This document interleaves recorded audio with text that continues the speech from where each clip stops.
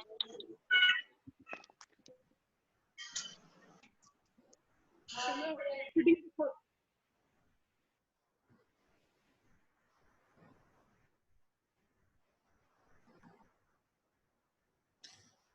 Welcome back. बिस्मिल्लाहिर्रहमानिर्रहीम।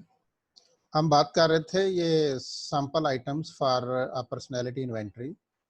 तो personality के जो है ना 5 फेसेट्स होते हैं जिनकी बुनियाद पर टोटल नंबर निकाल के किसी की पर्सनैलिटी के बारे में डिसाइड किया जाता है। तो उनमें से 2 यहाँ शो हो रहे हैं, सेल्फ एस्टीम और स्ट्रेस।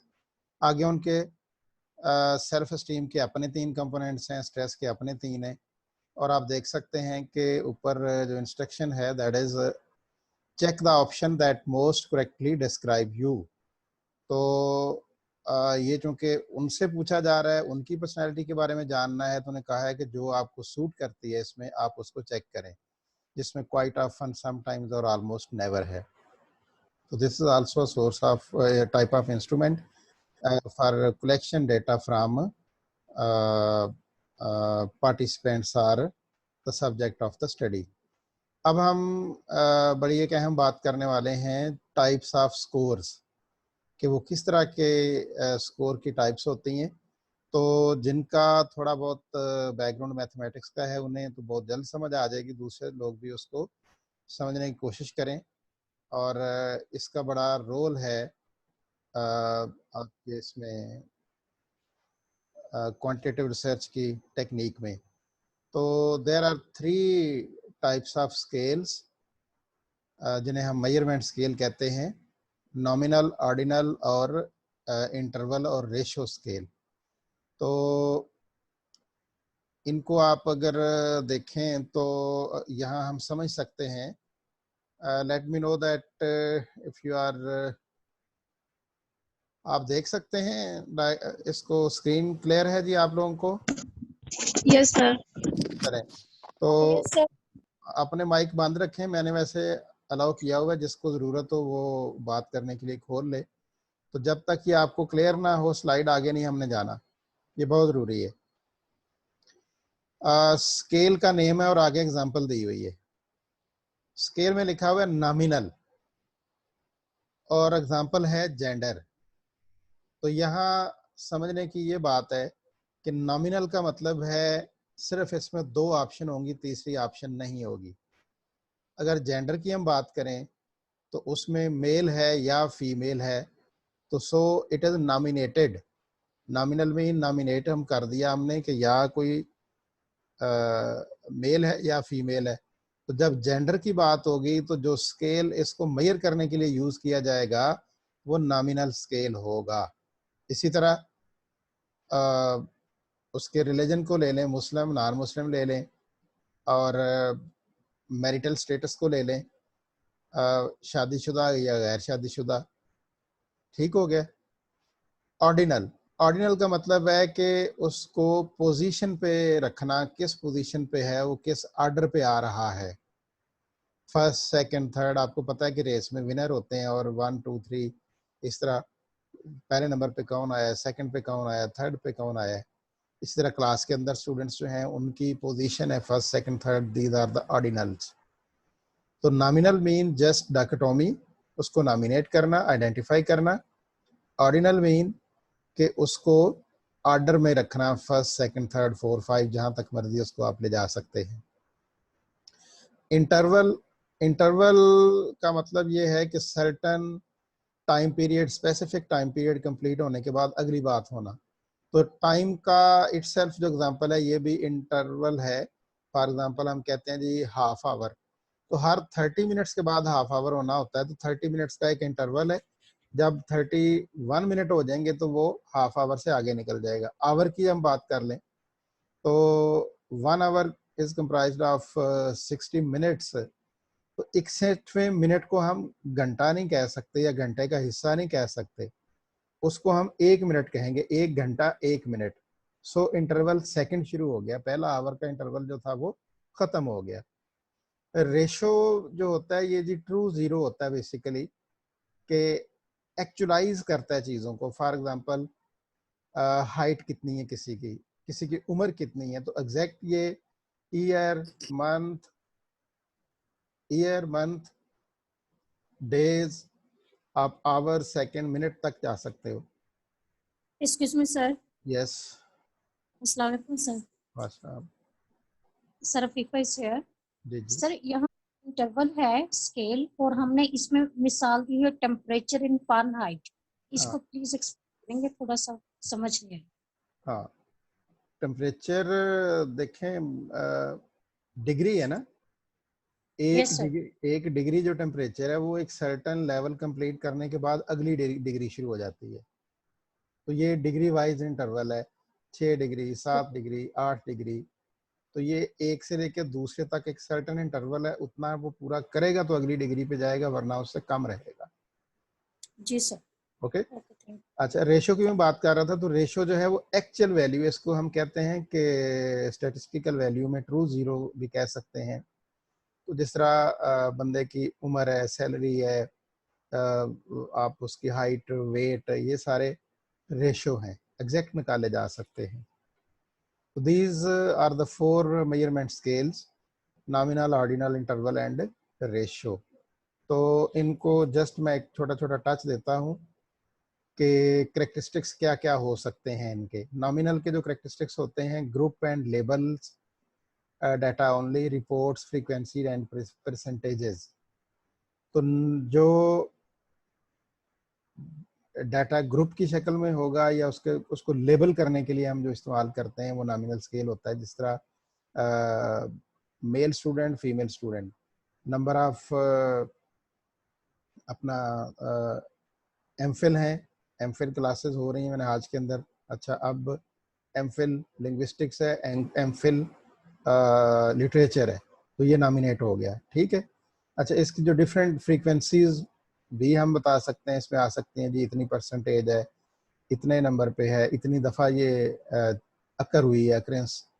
ऑर्डिनल के लिए रैंक से data uses numbers only to indicate the ranks at which stage और at which rank the certain number lies.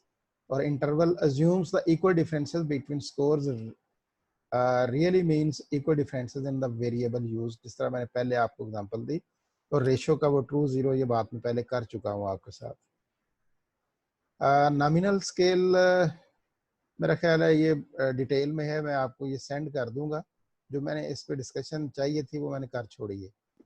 कि researchers assign label to differentiate the category, it means nominal.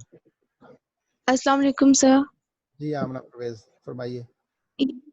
Sir ये ratio में है all of the above, तो इसमें सारे characteristics आ जाएंगे, frequencies, percentages yes सब। यस यस, वो एक सर्टेन लेवल पे आएंगे। वो कैसे आएंगे उसको अभी मैं आपके साथ बता देता हूँ। Interval ratio, ratio scale involves the use of numbers to represent equal distances from a non-zero point, from a non-zero point. अब इसमें a scale designed to measure height would be a ratio scale since the 0 point represents the absence of height. अब height होना और ना होना क्या है? Nominal scale है ना। हाइट यस कितनी है? सर। हाइट कितनी है? 0। तो इसका जी। मतलब नहीं है, तो ये नॉमिनल स्केल हो गया। लेकिन 0 का लफ्ज जो है वो तो रेशो में फॉल करता है, इसलिए वो इधर आ गया। अब बात समझ आ गई? और यस सर, सर जैसे कि फर्स्ट पॉइंट में इक्वल डिस्टेंसेस, तो ये इंटरवल्स हो जाएगा। इंटरवल हो जाएगा। ठीक हो गया जी। Okay sir, thank you. Yes sir. अच्छा जी, तो अभी मैं जल्दी से आपको लेके चलता हूँ एक और काम की तरफ, डाटा कलेक्शन इन क्वालिटेटिव। अभी हमने क्वांटिटेटिव की टेक्निक्स पढ़ी डाटा कलेक्शन की, जिसमें 4 टाइप्स थी जो करनी थी, उसने रिसर्चर ने खुद से फिल, और 5 थी जो करवानी थी उन लोगों से जिनसे डाटा इकट्ठा किया जा रहा है। और फिर हमने मेजरमेंट स्केल्स पढ़े जो 4 तरह के थे, जिसमें ऑर्डिनल, नॉमिनल, ऑर्डिनल, इंटरवल और रेशियो था। तो ये 5 चीजें वहां हमने पता नहीं मेरे बटना नु की हो गया। बटना का पता माइक बंद करके करो ना जनाब। एक्सक्यूज मी, अपना माइक बंद करें। अच्छा, अब हम डिस्कस करने जा रहे हैं जी कि data collection in qualitative research. तो let's the activities involve in data collection in qualitative research are, क्या क्या हैं ये जरा आप क्या आप नई स्क्रीन देख सकते हैं अपनी उस पे? Yes sir. We yes can sir. See. हाँ, मैंने यस चेंज, सर। ठीक हो गया डेटा जी, ठीक है ठीक है। Yasmeen Tara, what is your question? You may unmute. Yasmeen Tara, आपने हैंड रेज किया था, फरमाइए। सर मैं आपको बस सिर्फ बताना था, ये शो हो रही है अच्छा स्क्रीन। अच्छा अच्छा, thank you thank you thank you for your information.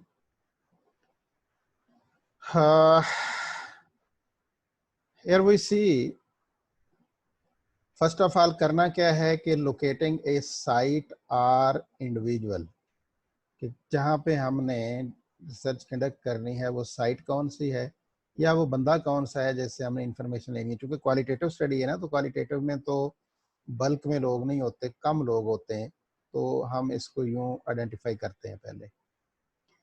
फिर हम क्या कहते हैं कि गेनिंग एक्सेस एंड रैपर्ट। अब वो उस लोकेशन तक पहुंचने की बात करते हैं, या फिर हम अगर इंडिविजुअल है तो उससे ज़रा अपनी रेपो डेवलप करते हैं ताकि हमें वो एक्सेस दे और जो हम पूछना चाहें हमें वो बता सके। पर्पसफुली सैम्पलिंग, क्योंकि चंद लोग हैं, अपना एक रिसर्च का पर्पस है क्वालिटेटिव का, लिहाजा यहाँ पर्पसिव सैम्पलिंग होगी, जिससे आप चाहेंगे अपनी रिसर्च की ज़रूरत के मुताबिक आप उसी से डाटा लेंगे, सबसे नहीं लेंगे। देन कलेक्टिंग डाटा, यानी ये 3 स्टेप कंप्लीट करने के बाद फिर आप उसकी तरफ जाते हो और उससे डाटा कलेक्ट करते हो थ्रू इंटरव्यू, थ्रू ऑब्जर्वेशन, या जो भी आपने मेथड इस्तेमाल करना है इन क्वालिटेटिव रिसर्च।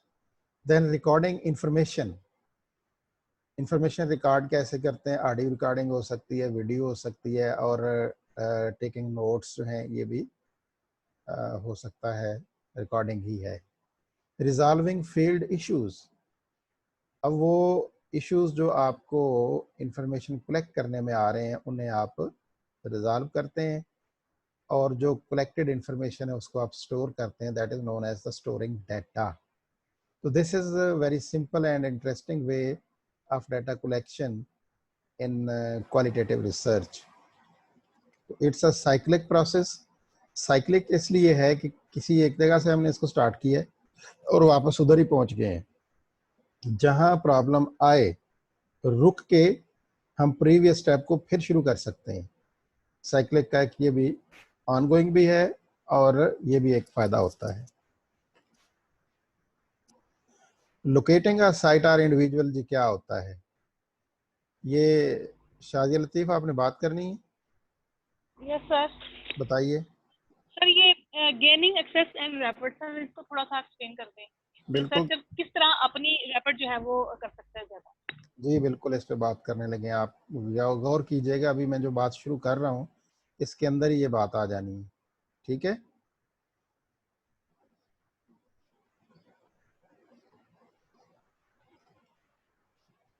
ये अच्छा, चलें इधर जवाब देता हूँ। गेनिंग एक्सेस और रैपिड मीन एक्सेस लेने के लिए आपने जिस जगह का साइट जो डिसाइड की रिसर्च के लिए, पॉपुलेशन आ गई, वहाँ लेटर लिख के उनसे रिटर्न परमिशन होनी चाहिए कि आपको वो एक्सेस दे रहे हैं कि जी ठीक है आप आके यहाँ पे इसको ऑब्जर्व कर सकें।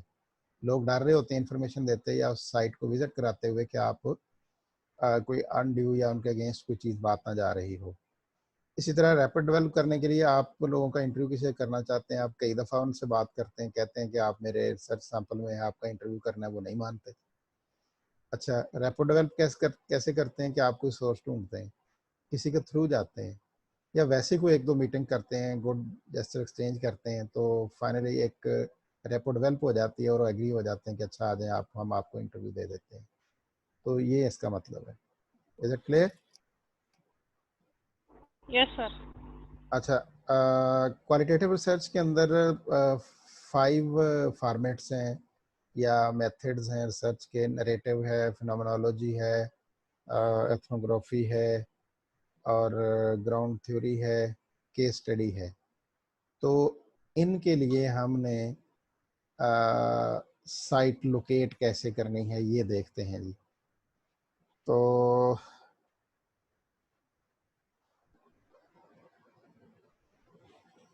an individual who is accessible and who is willing to provide information on a phenomena, the individual might be distinctive for their accomplishments। ठीक हो गया।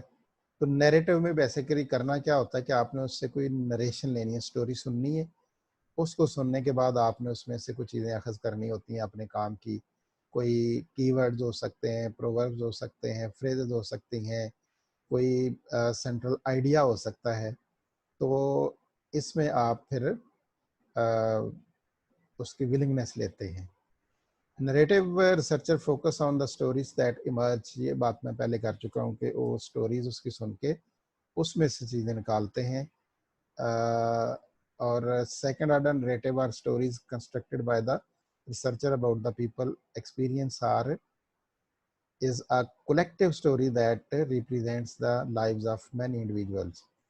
अच्छा, कलेक्टिव स्टोरी का मतलब ये है कि या तो इंडिविजुअल कोई एक बंदा वो सारी स्टोरी सुनाएगा, या आपके जो ग्रुप में लोग हैं जिन्होंने सिमिलर चीज़ें फेस की हैं और एक जैसे फेज में से गुजरे हैं, उनको बिठा के कॉमन स्टोरी आप शुरू करवा देते हैं और उनकी पॉइंट्स नोट करते जाते हैं। फिनोमेनोलॉजी में है जी कि फिनोमेना सेंट्रल पॉइंट्स होते हैं चीज़ों के। तो locating site for or an individual in phenomenology का मतलब ये है कि participants might be located at a single site. ठीक हो गया। They must be individuals who have an experience the phenomena and can talk about their lived experiences. Grounded theory में individuals may not be located at a single site, individuals located in different sites। This is the difference between phenomenology and grounded theory towards collection data। First step locating site are individual। phenomenology में individual single site में, कि grounded theory में वो different sites पे जो individuals मौजूद हो सकते हैं, यानी एक ही तरह के लोगों को मुख्तलिफ जगहों पे जाके मिलना। फिनोमेनोलॉजी में जितने पार्टिसिपेंट्स हैं एक ही जगह पे सारे इकट्ठे हैं, 10 लोग हैं, 10 लोगों से आपने करना है, तो लोकेशन साइट डिसाइड करने के लिए फिनोमेनोलॉजी में वो एक जगह पे सारे 10 इकट्ठे होंगे। ग्राउंडेड थ्योरी में वो 10 के 10 जगहों पे होंगे। Ethnography, a single site is important in which a long term culture sharing group has developed shared values, beliefs and assumptions। इसमें जो साइट की लोकेशन करनी होती है, लोकेट करना होता है, ये थोड़ा लॉन्ग टर्म होता है एथनोग्राफी। यानी कल्चर आपको पता है कि जो वैल्यूज और बिलीफ्स जो हैं लोगों की और अजम्पशंस जो हैं वो एक दिन में डेवलप नहीं होती, कम से कम 3 साल का अरसा होता है। तो उन लोगों के अंदर रह के, उस एथनिक ग्रुप के अंदर रह करके, और वो लोग जिनसे आप कांटेक्ट कर रहे हैं वो भी कम से कम 3 साल से वहाँ रह रहे हों, तब जाके उस कल्चर का हिस्सा बने होंगे, उसकी वैल्यूज़ और बिलीव्स और असम्पशंस में वो पार्टिसिपेट करते रहे होंगे और उन पर यकीन रखते होंगे। लेकिन केस स्टडी में researcher needs to locate site और individual that can be considered a case. This could be a single site और individual, multiple individual and sites.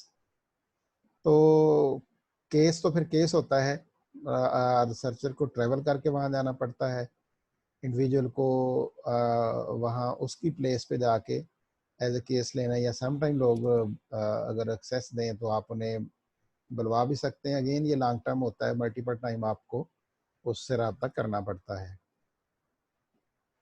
Studying your organization on yourself, research in your own backyard refers to studying your own organization or people you know in which you have a vested interest। Let me see to discuss gaining access and rapport। Okay, तो अपनी organisation को खुद से आप study करें, उस background को देखें, फिर वहाँ पॉइंट चीज़ें हाईलाइट करें जिनको आपने एक्सेस करना है। गेनिंग एक्सेस एंड रैपिड पे मैंने आपको बात बता दी थी पहले भी, दोबारा इसको कर लेते हैं कि proposal must be submitted for approval before the project begins. जब आप जाता है, आपने किसी को आइडेंटिफाई किया है कि उससे आपने इंफॉर्मेशन लेनी है, अपना सारा क्वेश्चन अपना सारा इंटरव्यू जो है, जो जो आपने पूछना है उसको पहले से भिजवाएं, वो पढ़े, उस पर एग्रीनेस शो करे, उसकी अप्रूवल हो, फिर आप उसको इंटरव्यू कर सकते हैं। Part of approval process includes obtaining signed informed consent letter. ये बहुत ज़रूरी होता है, ये आपकी रिसर्च का हिस्सा होता है। इसको एनेक्सर के तौर पे एंड पे लगाते हैं, जहाँ रेफरेंसेस होते हैं उसके बाद एनेक्सर्स होते हैं। एनेक्सर के तौर पे लगाते हैं कि जी ये मेरी रिक्वेस्ट थी उनकी तरफ गई, ये उन्होंने साइन किए हुए हैं इस डेट में और कंसेंट दी हुई है कि मैं आपको अवेलेबल हूँ या इस साइट पे आके आप काम कर सकते हैं, आपको कोई प्रॉब्लम नहीं है। ये बहुत ज़रूरी है, इसके बगैर जो क्वालिटेटिव स्टडीज़ हैं वो डाउटफुल हो जाती हैं। पता नहीं कभी आप लोगों ने लफ्ज़ सुना होगा कि नहीं, जब आप बड़े होंगे यानी थीसिस कर रहे होंगे तो आप इंफॉर्मेशन एक एक टर्म सीखेंगे या सुनेंगे कि बैठक डाटा का मतलब है घर में बैठ के आपने खुद ही टेक क्रॉस मार लिए और रिसर्च खड़का दी। तो ऐसा नहीं होता, ये पकड़ी जाती हैं चीज़ें, पता चल जाता है और वो कैसे चलता है इस तरह की बातों से। अच्छा, अब आप आगे चलते हैं। The right to voluntarily withdraw at any time. जो परमिशन देता है, जो कंसेंट देता है, उसके पास राइट होता है उसको जब चाहे वो कहे कि नहीं बस नो मोर, मैं आपको और अवेलेबल नहीं हूँ। ठीक है। The central purpose of the study and data collection procedures होते हैं। Comments about the confidentiality will be maintained. सबसे बड़ी threat towards the qualitative research ये होती है कि उसके अंदर कॉन्फिडेंशियलिटी रहे, रिस्क्स को जो उसके साथ एसोसिएटेड है वो आपको भी पता हो, उससे भी पता हो, जिससे आपने इंफॉर्मेशन लेनी है। नहीं, आजकल कोरोना की बात हो रही है तो कोरोना की वैक्सीन भी तैयार हो रही है, लोग तैयार करके लोगों को लगाना चाह रहे हैं।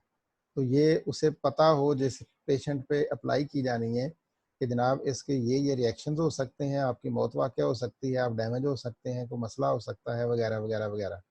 ये रिटर्न उसकी तरफ से होगा तो उस पर आप अप्लाई कर सकते हैं, अदरवाइज नहीं कर सकते। ठीक हो गया। तो रिसर्चर के भी उस पर सिग्नेचर होते हैं। Gaining access and rapid, gaining permission for gatekeepers at the research site. बड़ी इंपॉर्टेंट बात है कि आप वहाँ जाएं तय करके और गार्ड जो है वो बाहर धूप में खड़ा कर छोड़े, तो इट्स नॉट गुड। रुकैया मकबूल, आपने बात करनी है? Your mike is on. Okay. तो individuals at the site who provide site access help researchers locate people and identify places to study. तो वो वहाँ के जो कोई भी सपोर्टिंग हो, ऑक्सिलरी स्टाफ हो या कोई ऐसे लोग हों जो वहाँ उस साइट को जानते हो, वो आपके साथ हों ताकि आपको वहाँ वो पहुँचाने में हेल्प आउट करें। आप अनड्यू और अनवांटेड जगहों पे ना घूमते फिरते रहें। Information the gatekeeper may need. Hello, why their site was chosen. वो पूछ सकता है सिक्योरिटी गार्ड के, जी आप यहाँ क्यों डाटा इकट्ठा करना चाहते हैं, टाइम क्या होगा, सोर्सेज क्या होंगे, कब तक कंप्लीट होगा, और आपकी प्रेजेंस की वजह से हमारे यहाँ कोई डिस्ट्रप्शन हो सकती है। ये सब बातें वो नोट करेंगे और उसके बाद एक्सेस देंगे, और जो आप उनको जवाब दे रहे हैं, जितनी देर आप काम करेंगे, महीना 2 महीने साल, वो उसको आपको याद करवाते रहेंगे अगर इस मेमोरेंडम ऑफ अंडरस्टैंडिंग की खिलाफ वर्जी हो रही होगी तो। पर्पस फॉर सैम्पलिंग स्ट्रेटजी का मतलब है कि जो सैंपल आपने किया था वो आपके पर्पस को मीट करता हो। Purposeful sampling is the selection of individuals and sites for the study because they can purposefully inform an understanding of the research problem and the central phenomena.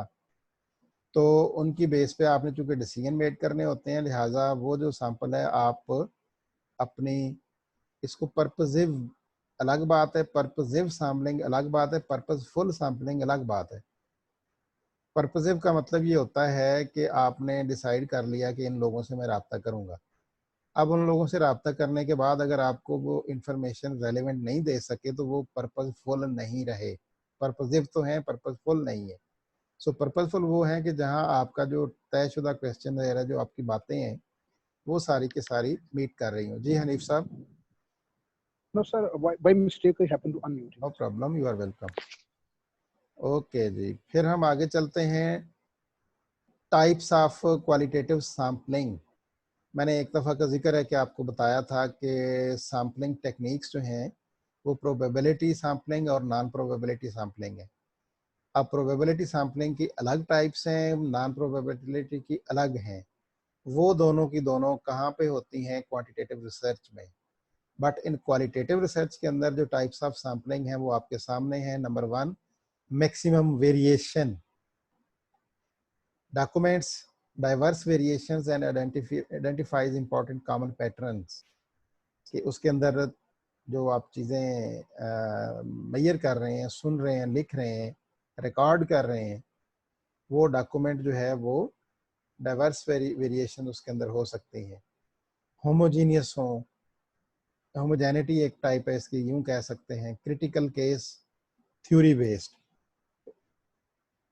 और confirming and disconfirming cases, snowball or chain, extreme or deviant, typical case, intensity, politically important, random purposeful, stratified purposeful, criterion, opportunistic, combination of mixed, convenience। 1 2 3 4 5 6 7 8 9 10 11 12 13 14 15 16 types हैं। 16 types of qualitative sampling हैं। ये इनके heading और आगे जो दो दो लफ्ज लिखे हुए हैं ये आपको फर आनी चाहिए। For any purpose, whenever I need that purpose might be towards your assessment in midterm or in the final term or might be any quiz। तो ये जो 15 टाइप्स हमने अभी गिनी है इनको एक दफ़ा देख लेते हैं। मैं होमोजेनियस पे था। क्रिटिकल केस का मतलब है कि कोई एक सर्टन केस है उसको इन डेप्थ लेके जाना है। थ्योरी बेस का मतलब है कि जो आप ज़ाहिर है क्वालिटेटिव रिसर्च के अंदर एक थ्योरी टेस्ट कर रहे हैं तो थ्योरेटिकल कंस्ट्रक्ट उसके लिए होना चाहिए, उसको मेजर करने के लिए। कंफर्मिंग एंड डिसकंफर्मिंग, अगेन जिस तरह थ्योरी टेस्ट करते हैं तो आपका जो सैंपल होगा वो भी उन बातों को कंफर्म कर सकेगा उस थ्योरी से मुतल्लिक, या उसको डिसकंफर्म करेगा, वेरिएशंस आएंगी। स्नोबॉल और चेन ये होता है कि आपने बर्फबारी के दौरान में कभी देखा होगा स्नो फॉलिंग में कि थोड़ी सी आपके वो बर्फ जो आ रही है ऊपर से नीचे आते आते ऊपर से फुवार नजर आती है, फिर मोटे दाने और होते होते गोला बन जाता है। तो लोग चेन दर चेन उसमें शिप आते जाते हैं। जिस तरह चेन में भी एक उसका सर्कल, फिर अगला सर्कल, फिर अगला सर्कल, तो मिलके एक चेन बन जाती है। इंडिविजुअल वो सर्कल्स थे, इकट्ठे हुए तो चेन बन गई। एक्सट्रीम और डेविएंटेड केसेस, तो डेविएंट केसेस जो बिल्कुल आउटलायर्स में फॉल कर रहे हों, दूर हों, जो जिनको आप एक्सेस ना कर सकते हों, लेकिन ये भी आपके सैंपल का हिस्सा हो सकते हैं। ठीक है। टिपिकल केसेस नॉर्मल एवरेज से अवे हों। Intensity, up to what extent they have to be considered politically important, attracts desired attention or avoid attracting undesired attention। तो समटाइम अटेंशंस तो होती हैं और वो डिजायर्ड अनडिजायर्ड दोनों टाइप की होती हैं, तो ये इन्वॉल्वमेंट भी इसमें आती है। रैंडम पर्पसफुल, रैंडम तो हम करते हैं कि जी हर किसी को पूरा चांस है 100% उसमें सिलेक्शन का, लेकिन पर्पसफुल आपका पर्पस भी सर्व करे। यानी अगर आपने फर्ज करें रैंडमली सिलेक्ट करने हैं तो उनमें से 10 में से 3 बंदे, तो वो 3 जो हैं वो आपका काम भी पूरा करते हों। स्ट्रेटिफाइड पर्पसफुल, स्टेटास बना दें, अलग अलग हिस्सों में तकसीम करें, बट उन स्टेटा में से जो आपका पर्पस है वो सर्व करते हों। क्राइटेरियन, एक सर्टन क्राइटेरिया की बुनियाद पर। Opportunistic mean as per your need, combination of mixed यानी triangulation research, triangulation study mean qualitative quantitative को इकट्ठा किया और उसके अकॉर्डिंग फिर आपने उसको सेलेक्ट किया। ये अक्सर अरशद आपने बात करनी है कोई? नो सर, बाय मिस्टेक हुआ है। अच्छा, तो कन्वीनियंस सैम्पलिंग जो है ये टाइम सेव करती है और आपको करीबी तौर पे एक्सेस मिल जाती है और आप इसको खुद से आसानी से उन लोगों से डाटा इकट्ठा कर सकते हो। तो अब इसमें कलेक्शन ऑफ डाटा की जो फॉर्म है, ऑब्जर्वेशन, इंटरव्यू, डॉक्यूमेंट्स और ऑडियो विजुअल मटेरियल। ऑब्जर्वेशन हमने उसमें भी पढ़ी थी कि आप ऑब्जर्व करते हैं और टैली करते हैं। इंटरव्यू आपके पास एक क्या कहते हैं, दो तरह का इंटरव्यू है, एक स्केड्यूल्ड एक अनस्केड्यूल्ड। डॉक्यूमेंट्स का एनालिसिस यानी कोई आप जो काम जिसके बारे में इंफॉर्मेशन लेनी है रेलेवेंट आप डॉक्यूमेंट्स को देखते हो, यानी अखबार भी हो सकते हैं, फाइलें हो सकती हैं, रसाला जात हो सकते हैं। ऑडियो विजुअल मटेरियल मीन आप कोई रिकॉर्डिंग सुननी है, कोई वीडियो क्लिप देख के उसमें से इंफॉर्मेशन लेनी है। Look for new and creative data collection method, for example living stories. तो आप सामने उठा के स्टोरी सुने, हीर वारिस शाह पे काम कर रहे हो तो किस तरह से लोग उसको बयान करते हैं और किस तरह से उसको पूछते हैं, आप सुने किसी से उठा के। Digital archives, you know archives are the bunch marks, लोगों ने कलेक्शन भी की होती है, अच्छी बात है। और फिर है ये शुरू हंडिया पका रही है, फोटो एलिसिटेशन। तो फोटोग्राफी से भी ये चीज़ें आपको पता है ना कि मुजरिमों की पहचान फ़ोटो से करती है पुलिस, तो ये क्वालिटेटिव डाटा के फॉर्म है। Excuse me sir. जी जी बताइए। अस्सलाम वालेकुम सर। वालेकुम अस्सलाम। सर ऐसी बात नहीं है, एक्चुअली में आज ना गेस्ट आए हुए हैं तो वो मुझे थोड़ा मतलब जाना पड़ रहा है मजबूरी से। तो आप जरूर जाएं लेकिन सर बार मैं बार लेक्चर माइक। सुन रही हूँ। मैडम इट्स नहीं सर, वो फाइन। बाय मिस्टेक हो गया था। हर 2 सॉरी मिनट सर। बाद हो रहा है ना, हर 2 मिनट बाद नहीं होना चाहिए, आपकी मेहरबानी है, बाकी लोग ओके डिस्टर्ब होते सर। हैं। Okay. You are welcome. Data collection and 5 approaches. Narrative studies यानी जो स्टोरीज आप कहाँ से लेते हो, रिकॉर्डिंग से, ऑनलाइन स्टोरी से, जर्नल्स में लिखी होती हैं, रिसर्च फील्ड के नोट्स होते हैं और फैमिली की स्टोरीज होती हैं, इंटरव्यूज से। फिर फिनोमेनोलॉजी में आपके लिए प्राइमरी सोर्स जो है वो इन डेप्थ इंटरव्यू है, बराह रास्त आप लोगों ने उससे लेना है। जिस तरह आप किसी नॉवलिस्ट की स्टोरी इंटरव्यू कर लेते हो, पेशेंट का इंटरव्यू कर लेते हो। आजकल कोरोना के बारे में लोग बड़ा डायरेक्टली, अच्छा ये 17 सिम्टम्स हैं तो है वरना नहीं है। एक फिनोमेना है ना इस, ये भी वायरस जो है वो क्या किसी किस्म का उससे मीट करती है, तो ये इंडिविजुअल उसका इंटरव्यू है। फिर है जी तीसरी अप्रोच ग्राउंडेड थ्योरी की, तो इसमें इन डेप्थ इंटरव्यू है प्राइमरी सोर्स, तो बराह रास्त डाटा लेना आता है, ठीक है। और पार्टिसिपेंट्स जो है उनकी ऑब्जर्वेशन है, डॉक्यूमेंट्स हैं। एथनोग्राफी के अंदर in depth interview artificial facts about the culture group, क्योंकि ग्रुप के अंदर बात कर रहे हैं तो उस ग्रुप के तमाम जो एट्रीब्यूट्स हैं उनको हम देखते हैं, उनके बारे में जानते हैं, सीक्वेंस को मालूम करते हैं। अच्छा जी, sources of data for case studies. Case study में आप interview, observation, document analysis, archival records, physical artifacts और ऑडियो विजुअल मटेरियल की तरफ जाते हैं। I think so we have studied types of data and data collection in qualitative research। तो इसमें इतने काफ़ी है, अगले सेशन में मैं कोई और चीज़ अब आपको बताऊंगा। तो इसमें हमने सैम्पलिंग टेक्निक्स भी पढ़ी और 5 अप्रोचेस में डाटा कैसे कलेक्ट करना है ये भी देखा। अप्रोचेस कौन सी हैं? Narrative, phenomenology, ethnography, case study, grounded theory. इन पांचों के लिए डाटा कलेक्शन की टेक्निक्स क्या क्या है और कैसे हम उसको करते हैं।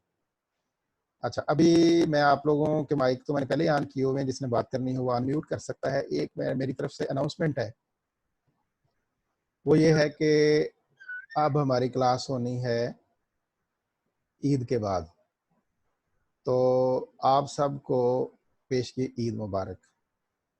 नंबर 2, अभी माइक बंद रखिए। सर आपको भी बहुत बहुत मुबारक। प्लीज़ माइक बंद रखें, बाद में आप बोल लीजिएगा, मैं आपको टाइम दूंगा। नंबर 2, इस मीठी ईद की खुशी में मैं इस हफ्ते आपको ना कोई क्विज दे रहा हूँ, ना डिस्कशन दे रहा हूँ, ना असाइनमेंट दे रहा हूँ। नंबर 3,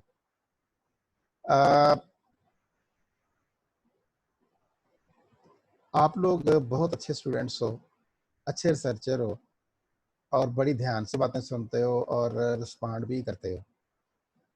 आप में से हर कोई जितना पार्टिसिपेट कर रहा है उतने उसके मार्क्स ज़्यादा होंगे, क्योंकि पार्टिसिपेशन के अपने मार्क्स हैं। Assessment, assignments, presentations, class participation, mid term, final term, ये 5 चीज़ें।